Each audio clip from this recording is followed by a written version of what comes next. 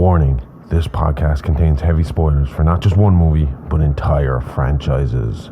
We highly recommend going and watching these movies before listening to us as a companion piece that stitches all the timelines into one creepy, crime-ridden story. There will be no more spoiler warnings. We do not break character. After this, there is no turning back.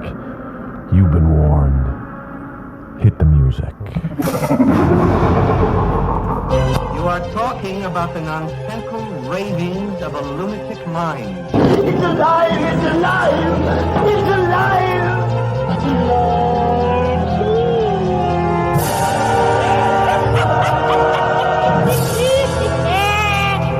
alive! It's alive!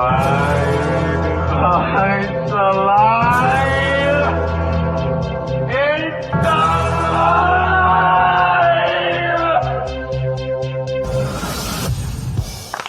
Hello and welcome to It's Alive podcast. This is a true crime, paranormal, interstellar podcast covering unbelievable stories that sound like they were ripped straight from the pages of a Hollywood script. I'm your host, the outlaw Dr. H.R. Smoking Scene T.H.E. and with me as always is my very own Scream Queen, the perfect combination of beauty and brains, the bride, the smoking teen, the India heart, the expert, guts and gore, the gorgeous, the sexy Amy Rose. Hi. And today we're headed back to 1970s London. We went from London to America, and now we're back in London again. 10 years later, though. Yes. A city soaked in smog, soaked in gin, and gripped by one of the most sadistic serial killers in British history. The spree that left police baffled, women terrified, and the press coining one of the most infamous nicknames ever, the Necktie Killer. Yep, that's right. So between spring and late summer of 72, at least 4 women were found strangled with silk neckties across London's West End. The killer's method was precise, ritualistic, and weirdly tidy. Every knot the same and every body carefully staged. And just when the police thought they had their man, they were dead wrong. It began on a sunny Friday in June, London midday. Traffic snarled along the embankment, the smell of diesel, hot pavement and river water hanging in the air. A crowd gathered along the Victoria embankment where a politician was giving one of those clean up the city speeches. Nothing exciting until somebody screamed. Floating face down in the River Thames, her hair fanning out like seaweed, was a woman's body. 2 constables waded in, and when they rolled her over, the crowd recoiled. She was naked from the waist up, her blouse torn, around her neck tied with meticulous precision was a silk necktie. The knot was firm and deliberate, not a panic strangle, but something practiced, professional almost. Have you seen the video for the news footage from this? I Because haven't. they had local news on this politician. Mm-hmm. So obviously they don't show what's in the water because it's the 70s and it's England and they have to be proper and there's no way they were going to show it. still wouldn't show what was in the water now. Huh? On the news, they're not going to show that. Ah, they would with her titties dangling out and everything, with a bobbing underwater. After watershed. But yeah, you just hear the people, you hear someone gasp and everybody screaming and running. And that's kind of where the footage ends and then it goes to the nightly 6 o'clock news. Okay. But within the hour, every major newspaper had the same headline. Necktie murderer strikes in central London. This woman would be identified as 30-year-old Roberta Gibbs. She went out for a few drinks with friends the night before and never came home. During the autopsy, it was discovered that she was raped prior and post-mortem. The cause of death was asphyxiation by necktie. So she was the first. First confirmed and first with the necktie, but more are suspected. And police believe this was just the first time he left a calling card. Meaning he had practiced and he was proud of this one. I mean, you see this with a lot of guys Bundy won't admit to killing a child when he was 15 because he's embarrassed by it. BTK for a very long time denied he's second or didn't confess or call out to being the perpetrator of his second crime because it went so horribly wrong for him. Yeah. He was embarrassed. Yeah. So he didn't want people to see. So in this case, it seems like our Necktie Killer has been practicing elsewhere and then got better. He's gone the Golden State Killer way. He's going up in levels. Yes. Visalia ransacker, East Area rapist, original Night Stalker, and you combine them to make the Golden State Killer. So this guy was just leveling up, and he felt comfortable enough to let people know this was his. Exactly. And because he was so proud, he wasn't ready to slow down, and his next victim came only days later. The body was soon identified as Brenda Margaret Blaney, aged 34. She owned and operated a discreet introduction agency, which is kind of a matchmaking business on Oxford Street. If you put the word discreet in front of it, though, it starts to sound a little Dodgy. shady, doesn't it? She lived alone, and she was last seen at her office around noon that day. Her secretary, Monica Barling, told investigators that she'd gone out for lunch and returned to find the door locked. Through the frosted glass, she saw what she thought was a mannequin on the floor. When police forced entry, they found Brenda lying behind her desk with the same silk tie wound around her neck, but this time in her own office. Once her name hit the papers, everything changed as well. Mm-hmm. The press started calling it the Necktie Murderers at that point. Murders at that point, and the panic spread fast. Women stopped walking home alone. Taxi drivers were refusing fares after midnight. It was like the Ripper days all over again, only this time it wasn't prostitutes in Whitechapel. It was working women right in the middle of modern London. Yeah, exactly. And Scotland Yard's Serious Crime Division took over immediately. Chief Inspector George Oxford, an old school copper with a soldier's bearing, was placed in charge. He brought in forensic analysts, photographers and handwriting experts, but the scene gave them little to work with. No signs of forced entry, no fingerprints on the doorknob. The tie was new, clean, high quality silk, the kind you buy from a Piccadilly boutique. The killer had even locked the door from the inside and slipped the key back under the mat. How polite. Oxford told the press simply, "We are dealing with a man who is calm, deliberate, and familiar with women." Mm-hmm. It didn't take long for the suspicion to land on one man, Richard Ian Blaney, who was Brenda's ex-husband. It's always, because I mean, in every case, it's always the husband or spouse or boyfriend or significant other of the woman that is the main first suspect. Well, that's because women are most likely to be killed by somebody close to them rather than a stranger. Better fucking believe it, right? Oh, I'd like to see you fucking try. Do as you're fucking told. You know who's coming out and smelling roses in that one. A former RAF airman, now scraping by as a bartender in the West End. He was volatile, unemployed, and quick-tempered, and still known to argue with his ex-wife about money. Witnesses claimed they'd seen him entering Brenda's office that very day. And when detectives found that he'd had vanished immediately after her murder, it was all the confirmation that they needed. And the tabloids printed his face the next morning with the headline, "Ex-husband sought in necktie slings." Mm-hmm. So Brenda's secretary said he had come to the office the day before under the influence and a little belligerent. Brenda told her secretary to take the evening off to avoid her being present for the awkward moment. Yeah. I get a little confused because Brenda and Belinda keep fucking me up. The secretary and the boss both have very similar names. Yeah, I keep forgetting who's one. whose. But yeah, Brenda told Belinda, take the afternoon off. This shit's getting weird. It's getting awkward up in here. That night, Richard and Brenda went for a meal where, again, witnesses claimed to have seen Richard get upset before they left and parted ways for the night. Rich was actually sleeping rough-ish. Do you know, he wasn't sleeping on the streets. Having lost his bartender job earlier that day due to his drinking, he was forced to stay at the local Salvation Army. So what he claimed happened was that, and I've seen bartenders do this, you know. Well, actually, I remember one bartender. I swear to God, it's the truth. I used to regular this bar, and I went up, and I was like a regular. I was there like constantly, and we get, you know, lock-ins, late night knock-ins, and all this kind of shit. And I went up to the bar, and I ordered my pint, and they were about €5 at the time. So I handed in the €5, and the man had like the €5 note, and he hands me back €5 in change, like coins. And I looked at it and then looked at him, and he just gave me a big smile, and I was like, all right, maybe he's giving me a freebie sound.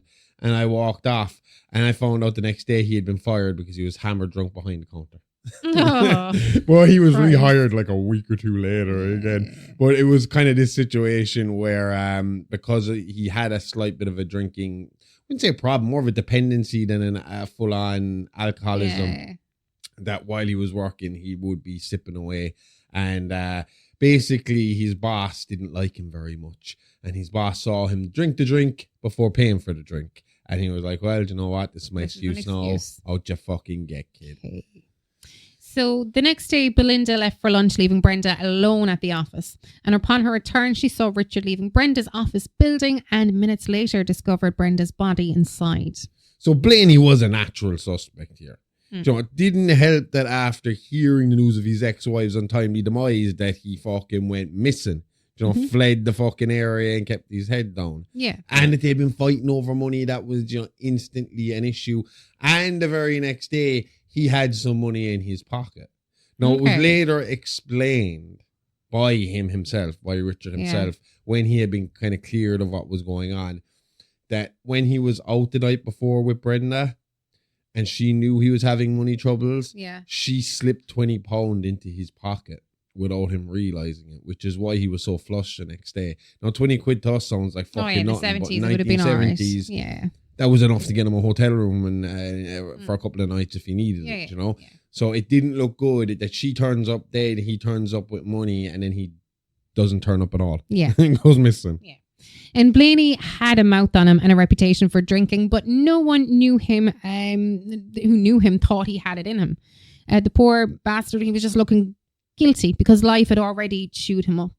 And what police didn't see, and only what hindsight reveals, is that the real killer was hiding in plain sight. But see, that's the thing, Blaney did kind of look like, I mean, if you were to look at it from the outside in, you can kind of understand where they were coming from. If the man is known for being aggressive, known to be a drinker, known to be, you know, low on money, low on luck, while his wife, his ex-wife, is living the high life, making money, you know, being an independent woman in the 70s, without him kind of leaving him behind, you could understand why the police would be like, well, maybe jealousy, anger, you know, regret all played a part in this, and this guy just finally fucking snapped in his drunk haze, and here we are. Exactly. But that doesn't really explain why he killed the woman beforehand that turned up in the Thames. But, you know. Sure doesn't. But Robert Joseph Rusk, age 38, a Covent Garden fruit and produce merchant, he was handsome in a rough kind of way with a constant grin and a silk carnation in his lapel. He was well liked, he was trusted, and the kind of man who'd help you carry your shopping bags or buy you a drink or fix your stall door without asking for a penny. I have seen this guy in interviews and he makes me think of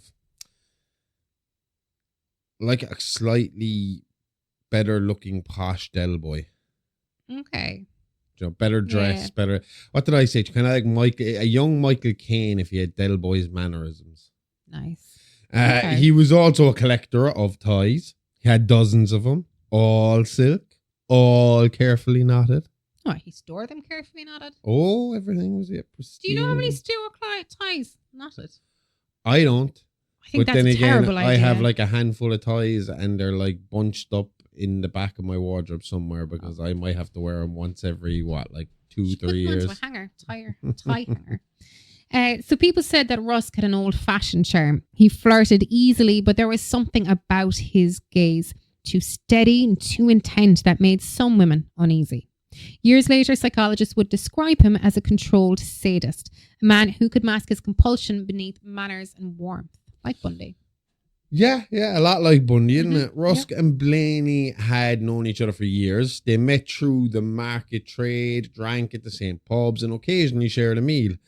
To anyone watching, they looked like opposites that somehow fit. Rusk, smooth and well-dressed. Blaney, scruffy but loyal. When Blaney was fired from his pub job that week, it was Rusk who bought him for a drink, you know, to console him. When Brenda's murders hit the papers, it was Rusk again who consoled him. And when Blaney became a fugitive, it was Rusk who pointed the police right towards him. It was almost perfect, too perfect. But quick question, why was Richard seen leaving the area of the murder in the first place? I mean, if she had just been killed and he's leaving, I mean, does he still have some? It was a coincidence. Okay. He had called to follow up on the conversation from the night before, a few minutes earlier, and he would have interrupted Rusk in the act. Oh, fuck, so unfortunate. Just barely missed saving her, basically. Yeah, exactly.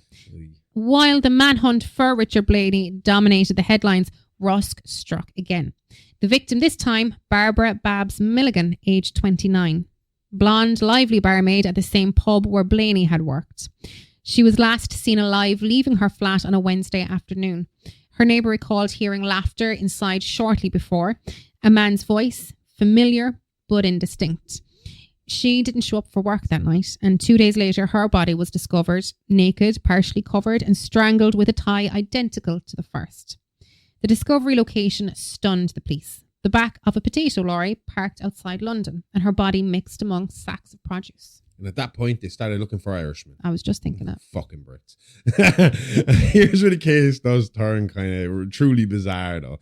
The driver of the lorry was a man named Harry Oakes. Mm-hmm. He told detectives that a well-dressed gentleman had approached him near Covent Garden earlier that morning, asking if he could load a special parcel onto the truck. A private delivery, he said. Nothing illegal. Just fragile. That would make me think it was illegal. Oh, if he was like, it's nothing illegal. I'd be like, you're illegal. showing me. Yeah, you're showing me first. Yep. Well, Oakes didn't think much of it until later that night when he noticed blood on one of the sacks. He panicked, pulled over and called the police. The people in the 70s were too trusting. That Way was the too problem. trusting. When investigators opened the back, they found Babs Milligan's body. It's a hard name to say altogether, Babs Milligan's. And with her, it was a small jeweled tie pin clutched in her right hand. A gold pin shaped like the letter R. Oh my God. That's the mistake. That's the moment every serial killer eventually makes. The one little oversight that unravels everything But for him. sure, R could have stood for Richard or Robert. Could have. So, exactly. Though, as you said, Rusk, he panicked when he realised it was missing. And the story goes that he actually broke into the back of that potato truck in the middle of the night, trying to pry it from her dead hand before he reached the depot. He was still covered in potato dust when he got home. Jeez, you can almost picture it.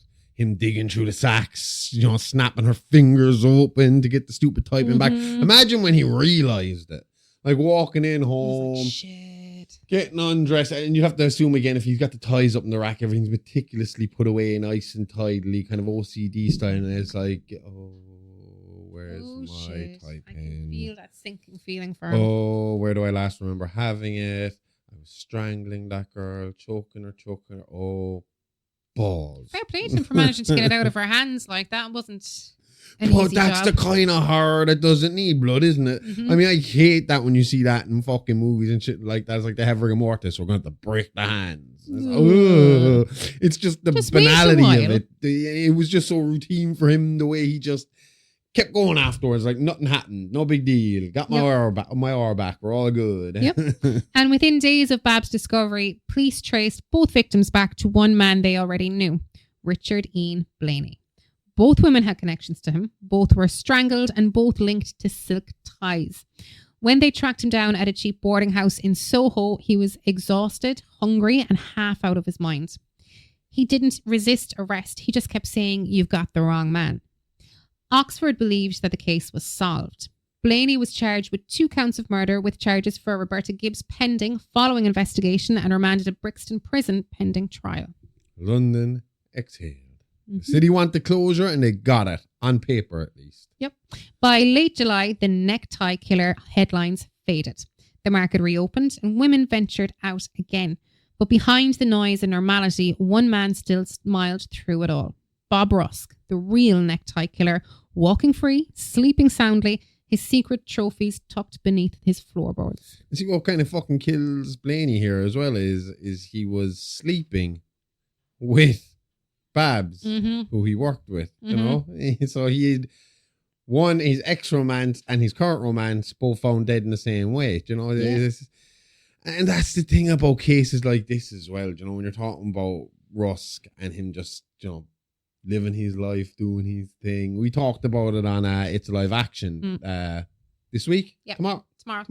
It's coming up We tomorrow. Talked about it tomorrow. We talked about it tomorrow.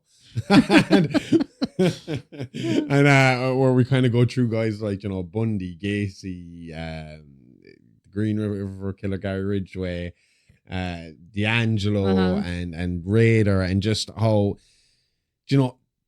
sometimes evil doesn't look like a monster. No. It looks like your neighbor, your friend, the guy pouring your drink. It's like that meme that makes a joke of what you think a serial killer looks like, and it's Homer with the chainsaw and the fucking hockey mask on.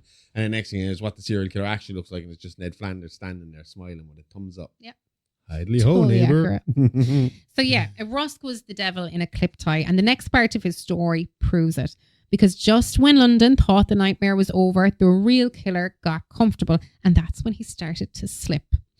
For a few quiet weeks, London settled back into routine. The markets buzzed again, taxis idled in the drizzle, and the tabloids moved on to Parliament scandals. But in the police files, little inconsistencies began to stack up like crates in Rusk's stall. A missing tie-pin, fibres that didn't match Blaney's clothing, a pattern of neatness, surgical, ritual that didn't fit a man known for losing his temper. I have a high temperature. Arrest that man. Chief Inspector George Oxford read the reports at his kitchen table while his wife served him some experimental fresh dish she learned from TV. He barely tasted it. Something about those case notes scratched at him like grit under the skin. Well, while Oxford stewed, Rusk thrived. He had become a small-time celebrity around Covent Garden. You know, poor bloke knew the madman Blaney. People said, people used to be like clapping him on the shoulder, buying him pints, just to hear the story. And Rusk was lapping it up. He bought himself a new suit, started drinking in better pubs, talked freely about the terrible business with the neckties, as though he were the victim of gossip, not the author of it. He even began approaching women again, charming them with jokes, always complimenting their accessories, the confidence of a man who felt he had beaten the system. It's always the same pattern, like they get sloppy when they think that they're invisible. The arrogance of safety, every serial killer's death wish. I told you myself, like Ed Kemper used to be known for going to police bars and hanging out with the police that were investigating his case. Asking them about the co-ed killer. And because he was so big, bumbling and fucking soft-spoken, it was like, well, it's only Ed. Let's tell him. Yep. Something about Eds. They just know how to talk their way around this kind of shit. Ed Kemper, Ed fucking Gein. They have voices that just make you go, they couldn't be killing anybody. Well, sometimes they do. Gotcha. Gotcha again. Late that August, a young secretary named Rita Davison disappeared after a night out near Soho. Her roommate reported her missing and the police filed it as routine. But when her handbag turned up in a skip behind Covent Garden Market, the headline writers smelled blood. Necktie Killer strikes again, screamed the Evening Standard. Oxford's superiors brushed it off as copycats. Inspector London's full of them. Still, he drove to the scene himself. Underneath the pile of rubbish, he found the remains of a silk tie, frayed but unmistakably identical to the others. But Oxford didn't say a word at this point. He just folded it into an evidence bag and muttered, Blaney's still locked up, so who's wearing the tie? Meanwhile, Richard Blaney sat behind iron bars, pacing. He'd stopped trying to convince guards of his innocence because nobody listened. No, only one visitor came regularly, his public defender, who kept promising an appeal. Blaney refrain never changed. Ask Rusk, he'd say. But without proof, his words were treated as delusional. At one point, actually, they say Rusk came to visit him and kind of rubbed it in his face a little bit. Telling him, arrogance. We'll get you out of here. We'll get you sorted and all this shit. And that's kind of when he started to click. He was like, you motherfucker, you're the one that set me up. Ew. He saw through the mask before anyone else did, but maybe Rusk was letting him see through the mask. Maybe it was like, too late. The court case is done. You're in jail. I'm outside of here. Realize, that power of, just so you know, it was me all along. Letting the mask slip for just a second before putting it back up. Yeah. By early September, Oxford had started shadowing Bob Rusk on his own time with no backup, no warrants, just instinct. That's like the death fucking sentence for any criminal. When a cop takes that kind of interest in you.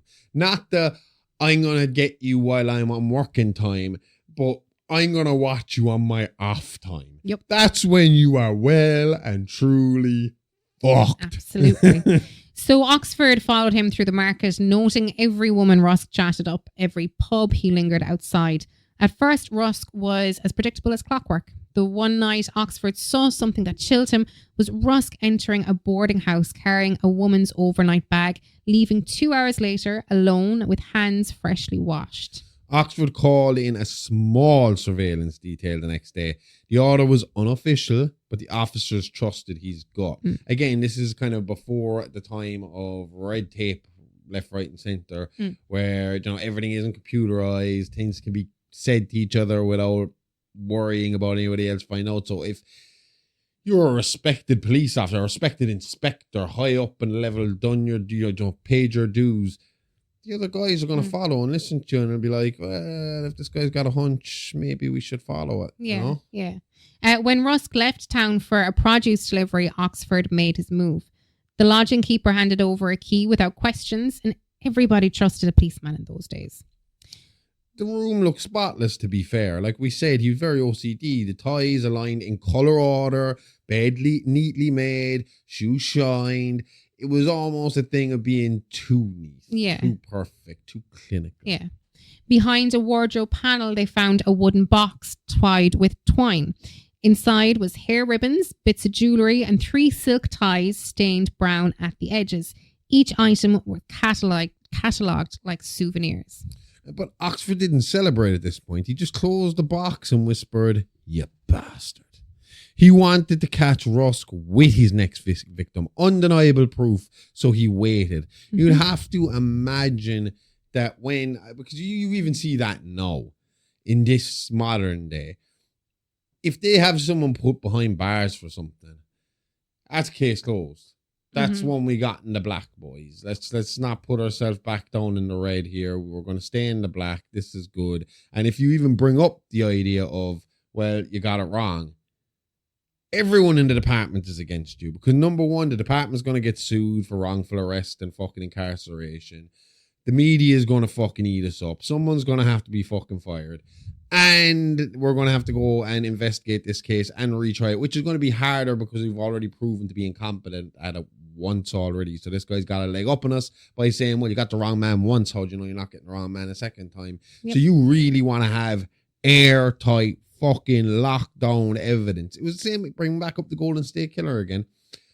They knew from DNA matches they had this guy. But it was all about watching and waiting for the perfect time to pounce so that they could get him, nab him. In his case, it was more of a fear of, if we come crashing into this house and try and arrest the guy, we don't know what's inside that house. He could be prepared because he's seen this coming. He's been preparing for the last 30 fucking years. And it could just be, if I'm going down, I'm going to take as many of you with me and start shooting. So they waited for him to walk outside of his house to just throw some trash away or whatever, and then just surrounded him, and it was like, move, don't move, you're under arrest. And it was like, oh, game's up. So in this case, it's kind of something similar, but it's like, we need undeniable proof. We don't just need undeniable, we need to catch him fucking red-handed here to prove, because this is, again, before hardcore DNA. Yep, it is. The blood wouldn't make a whole pile of a difference in here. The necktie fibers, yes, I suppose they could, but they didn't match, and they'd be able to match the fabric back to the particular ties and shit like that. But you still really need to be catching the guy in the act, or in the act of confession, or the act of itself to nail him. Yeah, full on. So meanwhile, though, Blaney rotted in a cell. So what made Blaney such a perfect suspect, on paper at least? Blaney was an ex-RAF man. He had the temper, the history, and the bad luck, and just enough connection to the victims to make it all look believable. But behind the headlines and the police theories was a man whose entire life had been a slow-motion collapse long before the necktie murders ever began. You could say Richard Blaney was a tragedy looking for a place to happen, and Bob Rusk had just handed him one. Well, Blaney was born in 1930 in London. Like many of his generation, he came of age in wartime. He joined the Royal Air Force at 17. What a fucking age to be going into war. Serving as a flight officer. Those who knew him back then described him as disciplined and courageous, proud to the point of arrogance. But when the war ended, Blaney struggled to adjust. And we see this with a lot of people who came out of World War One and World War Two. That the adjustment period. I mean, the whole outlaw motorcycle fucking culture comes from guys who did not know how to live in civilized fucking society again when they got home from the chaos of war. And Blaney was no different. The structure that had defined his life was gone. He drifted through jobs, lorry driver, barman, hotel porter, none of which suited his temperament. He drank heavily, gambled when he couldn't afford to, and developed a reputation to quick fists and quicker temper. Okay. But still, for all his volatility, Blaney wasn't cruel. He was just unlucky. He'd married Brenda young, but the relationship was a disaster. They separated within a few years and she moved on, rebuilt her life, and eventually opened her marriage bureau on Oxford Street. What's a fucking bureau? No, it was a discreet matchmaking. You're the one that has described it both times, so just saying. Blaney, on the other hand, bounced between jobs and bedsits, always a few weeks away from eviction. By the early 1970s, Blaney was working at a pub called the Globe Tavern in Covent Gardens. Ironically, it was the same establishment where Bob Rusk was a regular. Yeah, and the two were friends of convenience. You know, the sort of friendships forged in pint glasses and late night compliments. Yep. Blaney envied Rusk's charm and stability. Rusk, in turn, used Blaney as a pawn. Yeah. A friend of convenience, that was putting it mildly. One of them needed a drinking buddy and the other needed a human shield. Fair fucking mix. The Globe's landlord... As long as if I'm going to be the human shield, you're buying the fucking drink. The Globe's landlord, a man named Felix Forsyth, described Blaney as a decent chap when sober, but dangerous when crossed.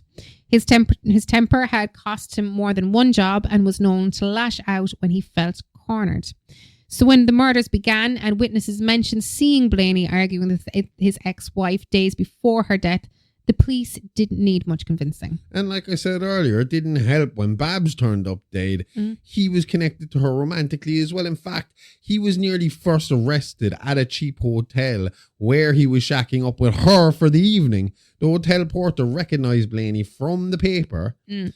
And this was before Blaney himself knew he was a chief suspect in the case. Yeah. You know? But even with Blaney behind bars, Oxford continued to investigate.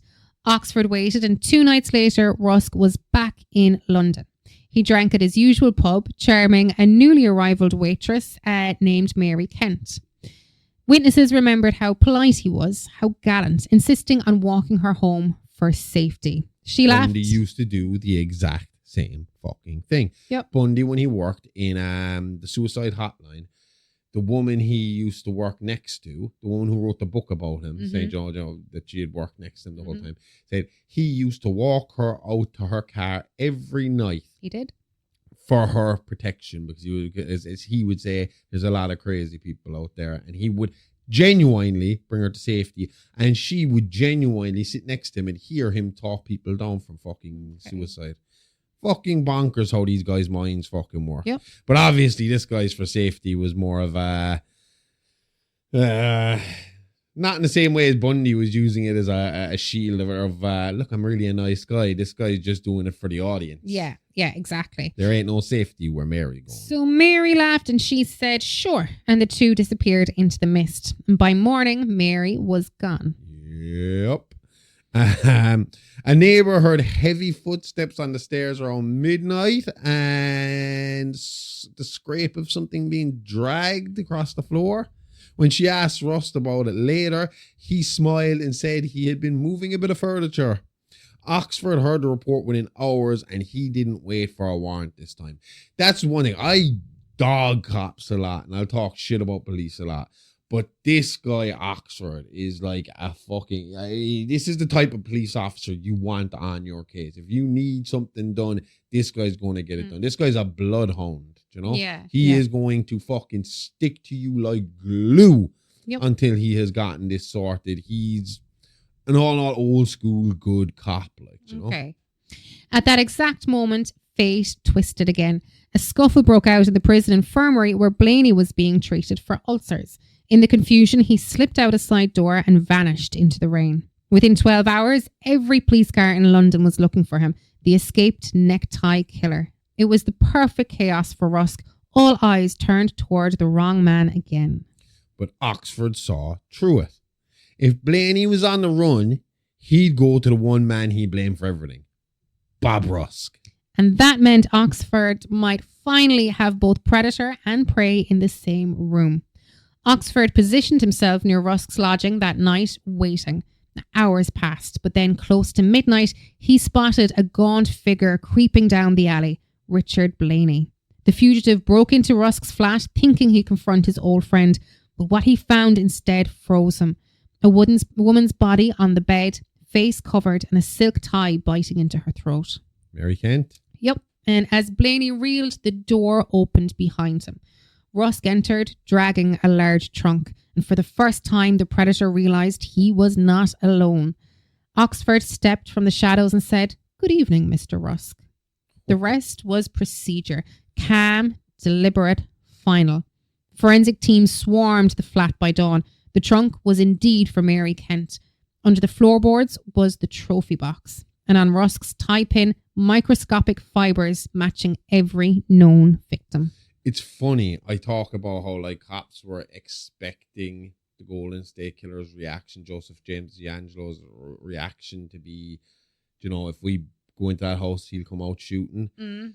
When you look at like a good portion of these serial killers throughout time being arrested, and it's very similar to this, where they're caught in the act of something, or they're caught with some piece of evidence, or they're caught somewhere along the line, and it is a very calm affair.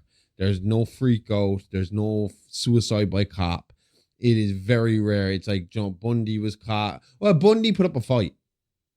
Bundy did put up a fight once he realized the cop knew what was in the car. Okay. But like BTK just sat there and fucking took it, and basically when he sat into the car with the cop, with one of the investigators, it was like, "You know who I am, don't you?" He was like, "Yup, took you long enough." And that's been the attitude of a lot of killers who get caught. It just, game's up. Knew this was going to happen eventually. You got me. And it seems like Rusk was just the same. It was like, well, because I would love to know what would have happened between Blaney and Rusk if Oxford hadn't been there. Hadn't been waiting, hadn't been staking them out. Do you know how would that have fucking ended? Yeah. And then how would the burden of proof and fucking evidence come into it afterwards? Because, I mean, technically, could you not say, well, Blaney, after he killed Rusk, planted all this shit?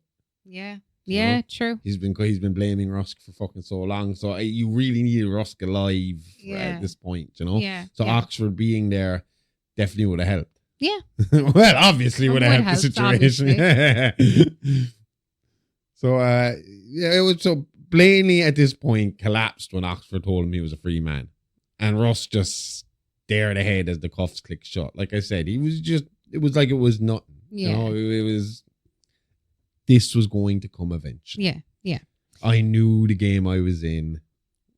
You know? It was bound to happen. It was inevitable. The trial of Robert Joseph Rusk began in February 1974 and lasted just 9 days. He appeared calm throughout, smiling at reporters and even winking at a few of the female clerks. When the prosecution laid out the forensic evidence, he simply straightened his tie and muttered, "They've always been my downfall." The jury took less than 2 hours to convict him on all counts. That's almost polite efficiency for British justice. Yep. But there was some other fucking serial killer that did the same shit. That used to be winking at the fucking jury and waving at the jury. So I know Ramirez used to do it, but the women were actually calling for his attention. Yeah. Oh, Ramirez apparently had a huge female fan club. He sure did. Maybe it was Gacy that used to do it as well. I don't know, but they used to kind of... Sounds familiar. Yeah, I can't remember, but yeah. I know he's not a serial killer, but didn't Manson not kind of interact a wee bit? Yeah, if you can't... No, but I mean, no, that was later on, though. That wasn't from like the initial trial at all. That was I've later on. never seen the trial of Charles Manson. When he was up in the box. No, I've never watched any of the Oh my God, I'm going to show you footage. the videos. Okay. And is he all calm and collected? No, normal? he isn't his arse. He's So I'm pretty right. much carrying on like you were there. Yeah, but as in that's like later in his life. But so Rusk was sentenced to life imprisonment with a recommendation that he never be released. He was transferred to Broadmoor Psychiatric Hospital where he remained under heavy supervision. Also where Myra Hindley.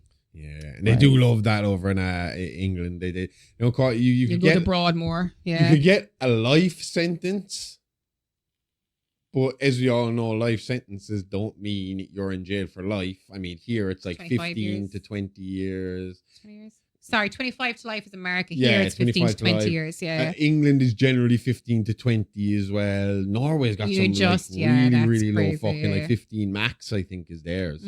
But then the British have this thing where we have the capital crime where you get 40 years, where you can get a maximum of 40 years, but you have to kill a cop. Priest. Does the priest still apply? We don't know. You ask me this question every time we bring up capital crime, and I keep forgetting to look it up. But a cop is the main one, and a soldier, I believe. Because it was in our constitution until very, very recently that our death penalty was gone, but it was still in the constitution until recently that you could get the death penalty for killing a cop or a priest. It just wasn't acted on. And then the English have what's called, you can get life imprisonment with a lifetime tariff. Yeah. Which means that basically says life. Somebody you do not very leave recently here. got a whole life tariff in. You ain't walking out of this UK. prison alive. Shit, they used to bring up. Was it Lucy Letby? I think she got a whole life tariff.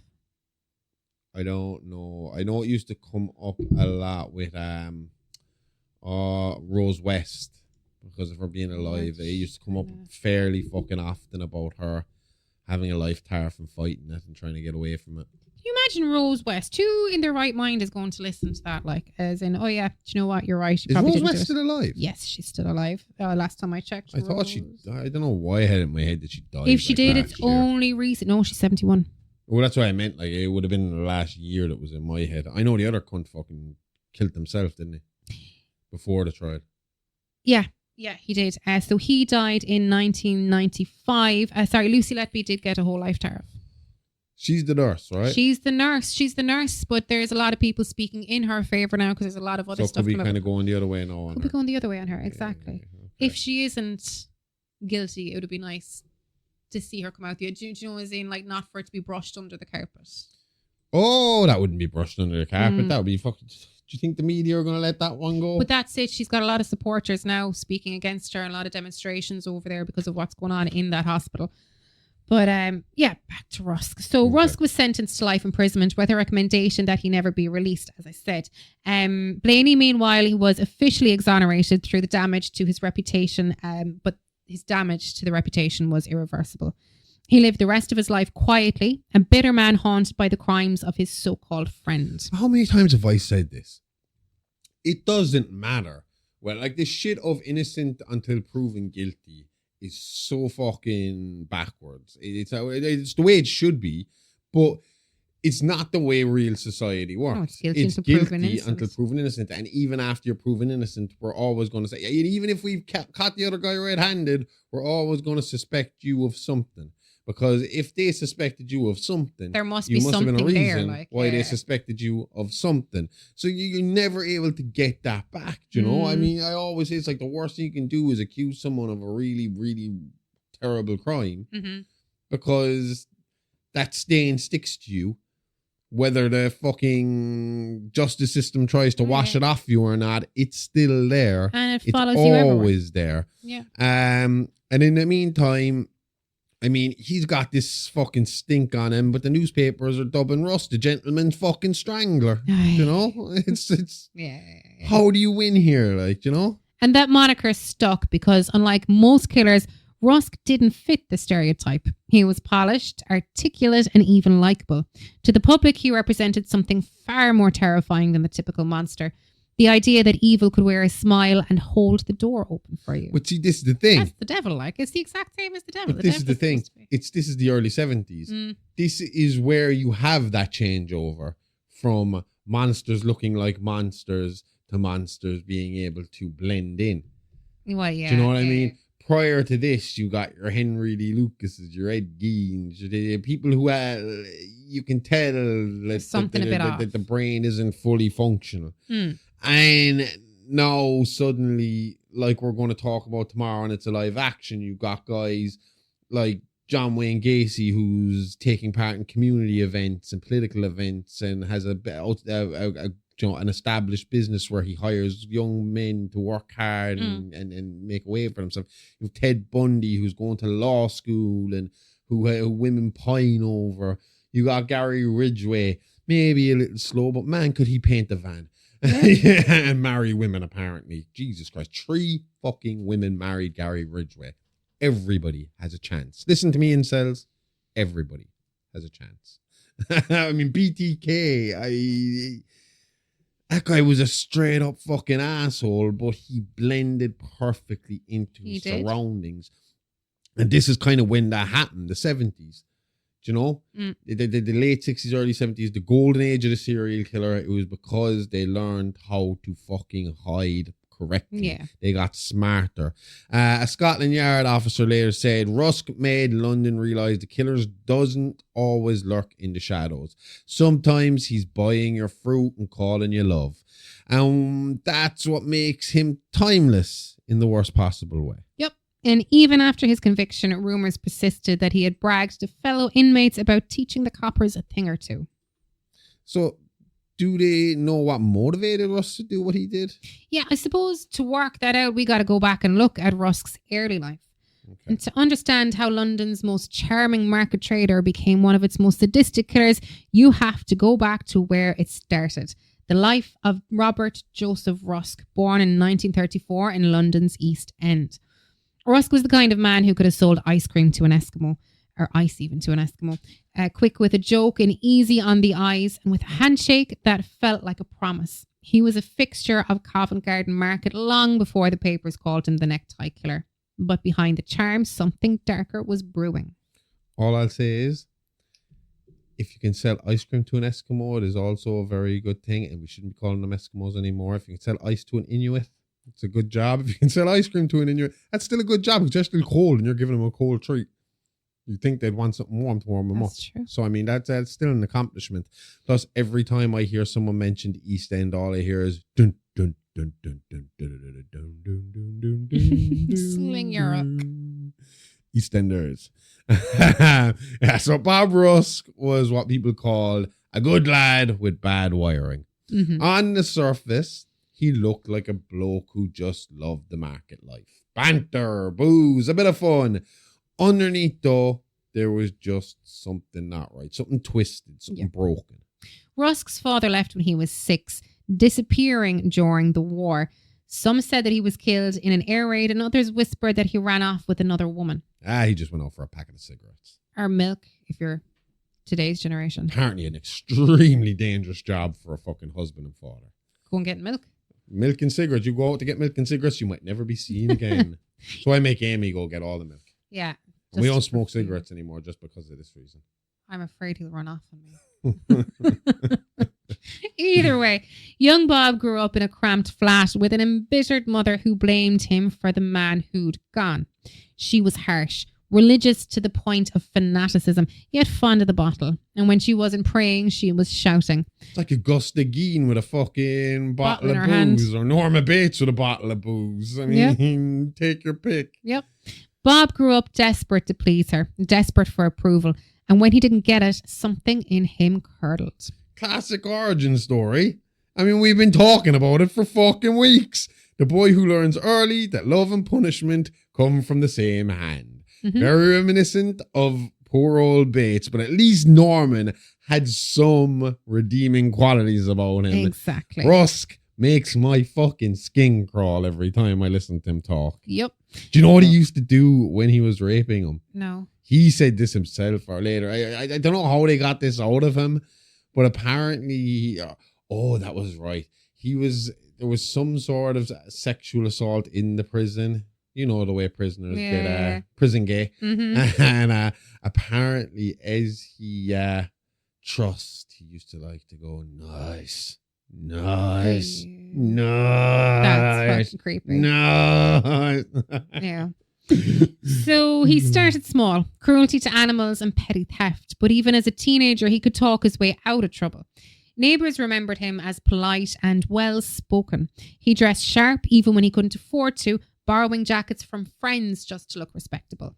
That obsession with appearance never really left him. Exactly. And that ability to look and sound the part is more like, I mean, it's where like sayings like, you know, dress for the job you want, not the job you have, and all this kind of shit comes from, or, you know, fake it till you make it and all this kind of shit. This is what this dude was doing. He just made an entire lifestyle out of it because he could never really show who he really was. So he built the perfect fucking cover. Exactly. And by his 20s, Rusk was working in Covent Garden. And back then, it wasn't the polished tourist spot it is today. It was raw, full of shouts, sweat, crates, and characters. But Rusk fit right in. Yeah, he started selling fruit, then expanded into private orders, meaning anything he could get his hands on: produce, jewelry, women's stockings, blue movies.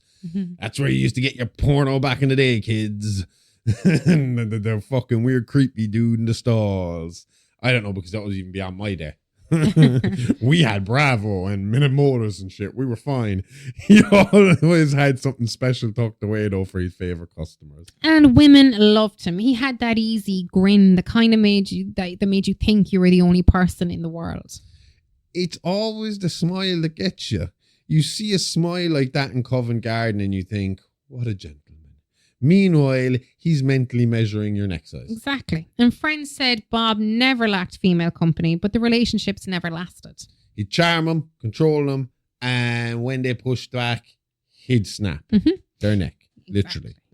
Rusk's violence didn't appear overnight. It built in quiet ways. Resentment towards women who rejected him, frustrations over debts, envy of men like his friend Richard Blaney, who had once been successful, married, and even admired. Rusk envied that. Incel alert. But he also pitied Blaney. To Rusk, Blaney's downfall, his failed marriage, his unemployment proved that all men eventually lose control. Serious fucking incel alert. This dude black pilled himself. Oh, well, actually red pilled himself because he was trying to, what did they call it again? Looks max himself by doing himself up and making himself look good. And when I control, when you talk about losing control, that's the word with Rusk right there. Control. Every kill, every knot, every detail was simply about power. Yep. But Rusk wasn't impulsive and his victims weren't random. He chose women who were confident and independent, or in some way reminded him of the mother who had humiliated him as a boy. A police profiler later wrote, "The killer displays not rage, but ritual. The act of strangulation suggests intimacy mixed with dominance. He derives satisfaction from the slow surrender of control. And what better symbol of control than a necktie?" When the verdict came down on the afternoon of March 2nd, 1974, courtroom 2 at the Old Bailey went silent. The foreman's voice barely carried as he said the words everybody expected: guilty on all counts. Robert Joseph Rusk didn't flinch. He simply adjusted his tie, the same habit that had betrayed him again and again, and then smiled. Yep, that smile, you can almost picture it. Like he's posing for a photo instead of being sentenced to six murders. Exactly. And Rusk's demeanour throughout the trial unsettled even hardened observers. While the prosecution presented graphic photographs, he sat calmly and occasionally humming to himself. At one point during the testimony from Inspector Oxford, Rusk leaned forward and whispered audibly, "You should have left me alone, George. I was finished." The press ate it up. The Daily Mirror ran the headline, "Gentleman Strangler takes his bow." Yep. But what does that mean? I was finished. I mean, he wasn't going to do anymore. He'd finished. He's got his thrill. Do you think it was like to go back to BTK and the Golden State Killer, how they almost kind of fucking retired? Like, yeah. Took a step Probably. back, I think stopped that's what killing. Was it just that he had felt he had gotten his rush now and he was going into sleep mode maybe. for a while? Yeah. You know? Yeah. The prosecution's case was ironclad. Forensic specialists matched fibres from Rusk ties to 4 victims. Fingerprints found in one of the crates matched his right thumb, and witnesses placed him with at least 3 victims in their final hours. The defence attempted the insanity route, arguing Rusk suffered from sexual compulsion linked to maternal trauma. But Rusk refused to plead insanity. He told the court, I'm not mad. I'm just different. I know what I did. Well, congratulations. That's not exactly a self-defense strategy of the century. No, it wasn't. And Judge Hollingsworth described him as the most dangerous specimen of humanity ever to stand before this bench. He recommended Rusk remain confined for life for the protection of all decent people. Rusk bowed slightly like an actor acknowledging applause and replied, "Thank you, my lord." Mm-hmm. This guy's a real fucking character, like. Oh, he's pure. He sounds pure like Toffee Nose, kind of, yeah. He was transferred to Broadmoor Hospital under maximum security. The tabloids called it the gentleman's final address. Why did he go to Broadmoor if he refused to plead insanity? Or was it just a thing of, well, the judge I suppose at the time again, would they? You're talking about a time where the idea of serial killings is a very new concept. How did I wonder, would it just have been a case of to do something like I've always said, to do something like this, you have to be a little fucking crazy, and maybe that was just the place they sent those kind of offenders. Okay. Oh, okay. Yeah. See, I think they kind of method acted insanity, Ian Brady and Myra Hindley, because I was just wondering, because she was in Broadmoor Hospital as well. I know a lady that actually nursed her while she was in Broadmoor Hospital. Yeah. What she said she was like? Nice woman. Strangle a bird with her hand in front of her. Mm. Yep. There you go. That's pretty much sums up Myra Hindley. So good hunter. Good hunter. But even in Broadmoor, Rusk maintained his peculiar civility. Staff records described him as polite, clean and cooperative. He taught himself calligraphy, tended a small garden patch and wrote letters to newspapers complaining about sloppy grammar in crime reporting. Oh my God, he sounds like joy. Take it easy. And that's what a serial killer giving writing lessons to Fleet Street, you know? Yep. Fuck off. Yep. And in his early interviews with prison psychiatrists, Rush spoke about his crimes in the past tense as if they'd been performed by another man entirely. It's like Bundy. Yeah, it's like Bundy through and through, wouldn't he? Bundy talks like this when he talked about his. That's because he didn't want the other guy that did it to hear him say it. No. He didn't want to be a snitch. The other guy in my head might hear us. They were all done for him. And I wouldn't mind. This guy's correcting people's grammar. You know, if he worked in the markets in the East End, he had the biggest Cockney motherfucking accent and slang going. Anyway, it's a question of pressure, he told one doctor. You start wanting to show them who's in control, and then it becomes about finishing what you started. You'd be surprised how quiet they get at the end. Well, they're dead. That's generally what happens when people die. They go quiet. The psychiatrist's note simply read, displays no remorse, treats murder as a hobby. While Rusk settled into confinement, the outside world was left to process the shock. London, for a brief, strange period, developed a morbid fascination with the case.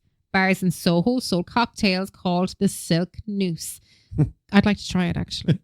Covent Garden traders joked nervously about keeping your tie straight. And the public couldn't decide whether Rusk was a monster or a myth, too civilized to be real and too horrific to forget. And of course, the conspiracy theory started.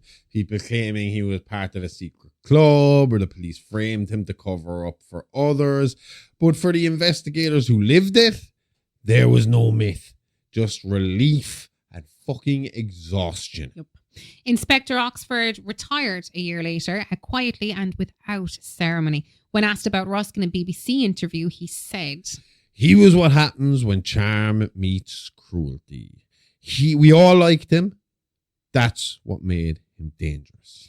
And as for Richard Blaney, the man wrongly convicted, the government issued an official apology and a modest compensation package.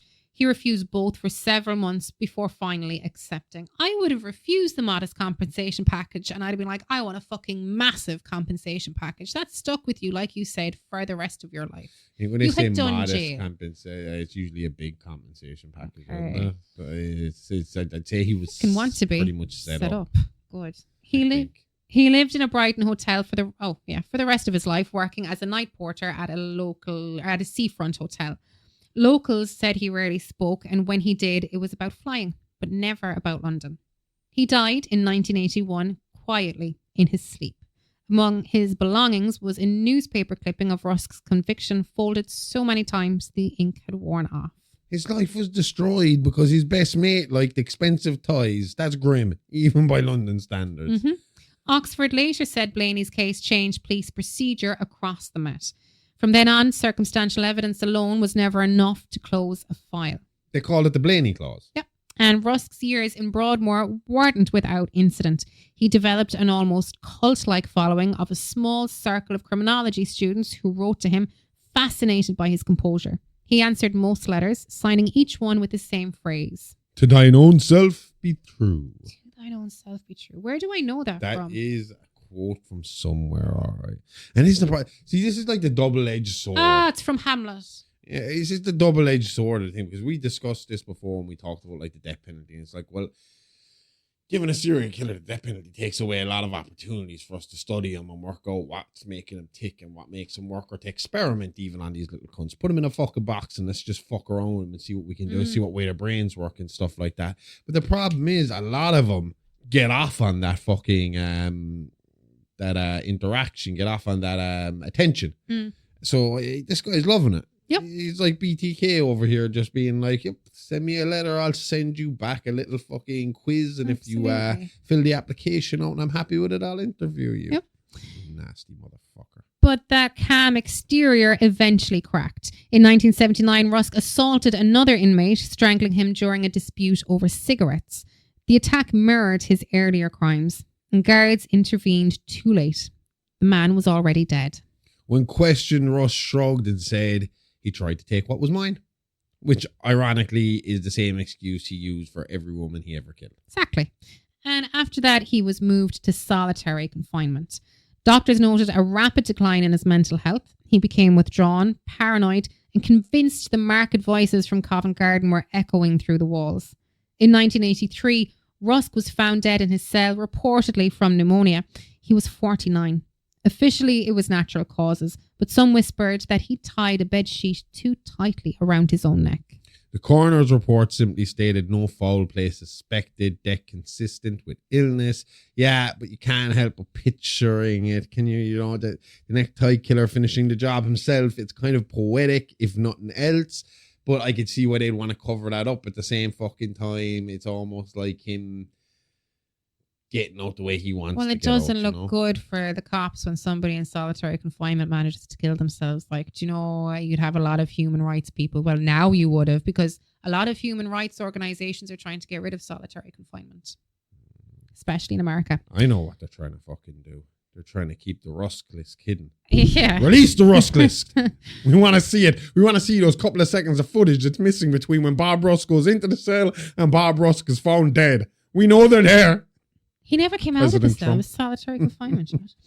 Rusk was buried in an unmarked grave near the Broadmoor grounds, and only 3 people attended. A prison chaplain, a nurse, and a journalist who wasn't supposed to be there. If I was Richard, I'd have gone and been like, fuck you, watching him go down. Oh, I'd have been fucking pissing all over that. The chaplain described the burial as eerily quiet, with no wind, no birds, just silence. Maybe London itself was finally done with him. Maybe. Just.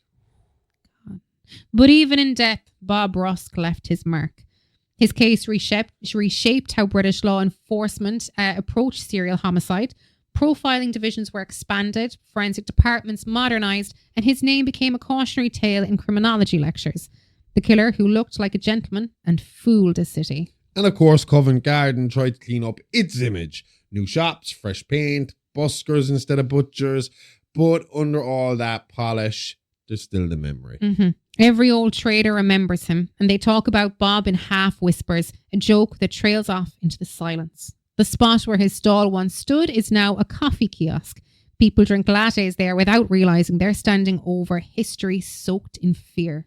A Scotland Yard archivist once called Russ the last of the old-fashioned killers, whereas I'd argue he was probably one of the fucking originals of the new breed of the golden age. He didn't stalk victims with gadgets or cars, she said. He just walked up to them, smiled, and offered them help. That's why he worked, because he looked safe. And that's what makes him stick in your head. You you start looking twice at every friendly fucking guy with a tie on, you know? Exactly. It's like, you might look like, it's that again, the whole thing of a wolf in sheep's clothing, Yeah. you know? Yeah. And for decades after his death, Rusk's name would resurface every time another strangler appeared in the news. A new Rusk, they'd say. But there's only ever been one Bob Rusk. A man who proved evil doesn't always come with warning signs. Sometimes it offers to carry your shopping bags for you. In the end, perhaps the strangest thing is how ordinary it all looked. The ties, the flowers, the smiles, props in a performance that fooled nearly everyone. And even after his conviction, people who'd known him refused to believe it. Not our Bob, they'd say. Sure, he was harmless. Maybe that's why his story still haunts London, because he wasn't a monster in the shadows. He was a man standing beside you at the bar. And that's the real horror. Yep. Rusk once told a Broadmoor guard, "People will forget what I did, but they'll never forget how I looked doing it." He wasn't wrong. So that's where the story of Bob Rusk ends. A life knotted in silk and sealed by justice. The Necktie Killer became part of London's legend, his crimes retold every generation as a warning. Beware the smile too quick, the charm too smooth, the gentleman who insists on tying your scarf. Because sometimes the devil wears a tie. Never had a guy offer to tie my scarf for me. It's a weird fucking thing to offer. Exactly. Well, that concludes our case on the necktie murders. It's kind of going to conclude our fucking shitting serial killers for at least a week. Because next week we're going a bit paranormal with you. We are. I'm looking forward to it. You've been asking for some paranormal, so we're doing some paranormal. It's all you next week. So I won't give too much away just yet. We'll wait for next week. And then we'll get back to serial killers. Yep. Again and again and again and again and again and again until the end of the year. I'm looking at our calendar over there now. A wee bit. There's a reason. They're we don't all do very cannibals. different stories, trust me. They're not like this guy at all. At all. In fact, our next serial killer story will involve two female serial killers who cross each other's path in a fucking 3-parter that we're going to be doing. But that's after we do our paranormal series next week. And if you want more horror and crime fun, then head on over to patreon.com/the Horrorverse Network and check out our bonus show. It's a live action because tomorrow we'll be dropping our bonus show episode where we look at killers who hid in plain sight. Guys like Gacy, Bundy, Raider, Ridgway, and D'Angelo will be profiled. And while you're there, check out the rest of our Patreon exclusive shows like Amy's Horrific History Show, Playing with Bones, and Celebrity Rap Sheet, which has now started its second season. A big 4-parter on the life and crimes of O.J. Simpson. Part 1 is out now and ready to listen to. But I will warn you, part 1 is pretty much chill. It's pretty easy. We had to just kind of get into his early life and what made O.J. tick.